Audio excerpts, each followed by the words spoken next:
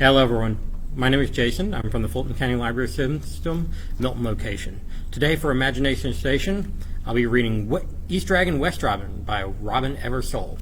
Following my story, we'll be doing a quick interlude with a easy to do dragon craft. So stay tuned after the story, okay? So, let's begin.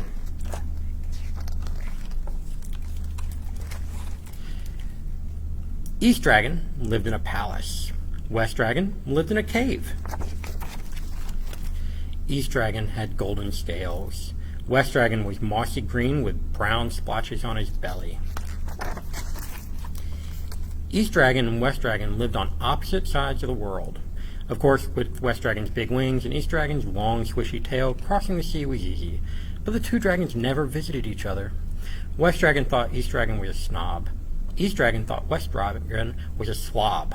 And besides, being dragons, they were a little afraid of each other, because of course they didn't know who was bigger, who was fiercer, and who had the bluest, hottest fire.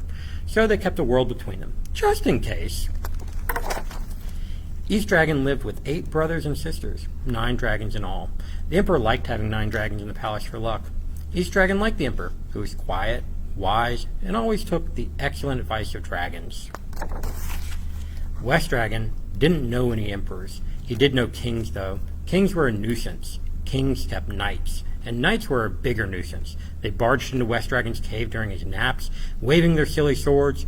Nothing made a cave smell nastier than roast night. Something had to be done. The knights had to go. West Dragon rummaged around in his cave and found a map. It was an old map, the only one like it in the world. He rolled it, sealed it, and gave it to the king. The king unrolled the map. His knights came hurrying to look. They saw mountains and seas, treasures, quests, kingdoms, and adventures. They set off at once with jingling armor and swishing swords. And West Dragon took a long, pleasant nap that lasted through January. The king and his knights traveled far, far away and had hundreds of adventures. One day they arrived at the palace. The emperor came to greet them. "Honorable king," he said graciously, "welcome to the empire. Please stay for a visit." The emperor ordered a feast he hoped 10 soldiers could eat. Out came long, hot noodles and steaming plates of meat. The king and his knights ate lots. Then they sat around the table and told the emperor grand stories full of heroes, adventures, until the sun went down, the banquet hall grew dark, and everything went wrong. The emperor clapped his hands. "Enter," he said. The big door swung open. 9 huge torches blazed, lighting up 9 huge dragons. The king stared. The knights stared. "Dragons!" they cried. "Attack!" Out came their swords. The emperor frowned. He rang a small bell, and a few hundred imperial soldiers poured into the hall. Soon, the king and his knights were locked away in the dungeon where they stayed all winter, shivering and grumbling and hungry and getting rather rusty. And the dungeon was damp. Meanwhile, West Dragon woke up, yawned smokily, and looked for something to do. Where are those silly knights, he wondered.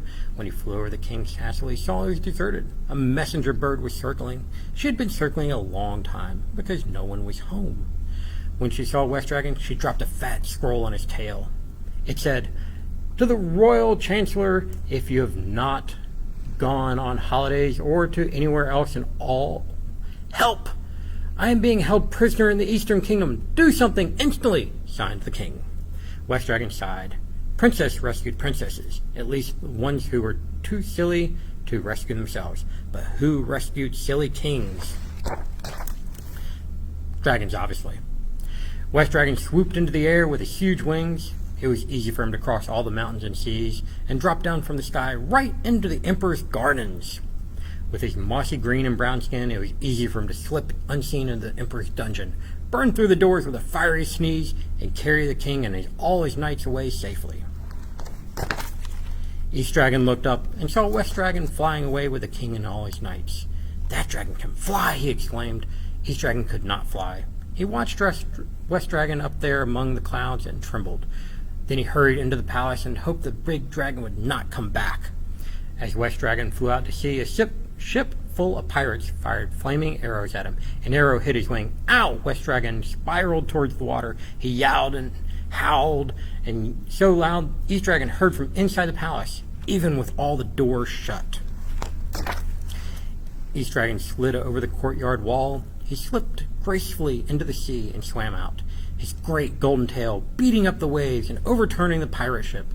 West Dragon was amazed. "That dragon can swim!" he exclaimed. West Dragon could not swim.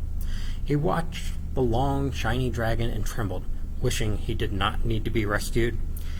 East Dragon brought everyone safely to shore. East Dragon and West Dragon looked at each other.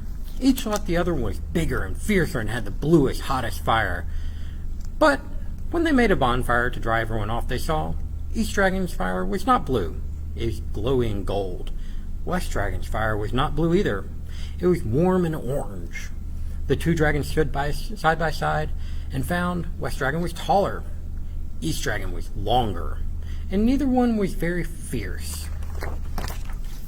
So they looked at each other and smiled and offered to take the king and his knights home in style on the backs of 10 leaping, diving, somersaulting dragons to the king's castle for a festive, friendly, and somewhat messy, slightly rowdy, long dragon visit. The end. So, I hope everyone enjoyed East Dragon, West Dragon by Robyn Eversole. Stay tuned for our quick, easy dragon craft. Thank you, everyone.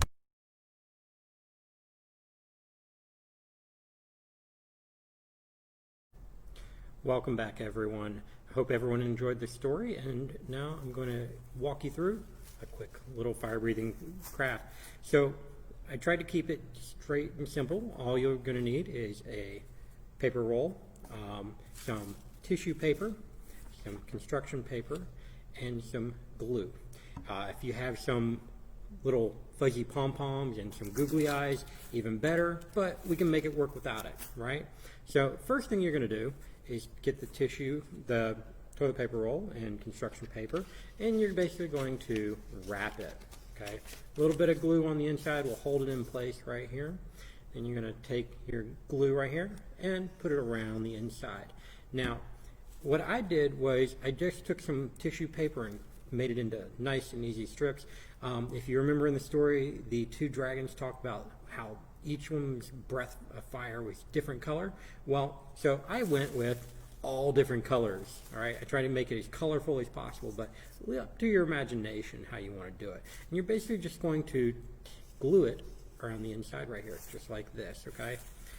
And then after that, you'll attach some eyes, like so, and then some nostrils if you have it, all right? And then you're basically done. You're gonna, like this. Fire-breathing dragon. Straight and simple. Keep it easy, enjoy. Your colors are up to your imagination. Hope everyone enjoyed the story, and have a great one.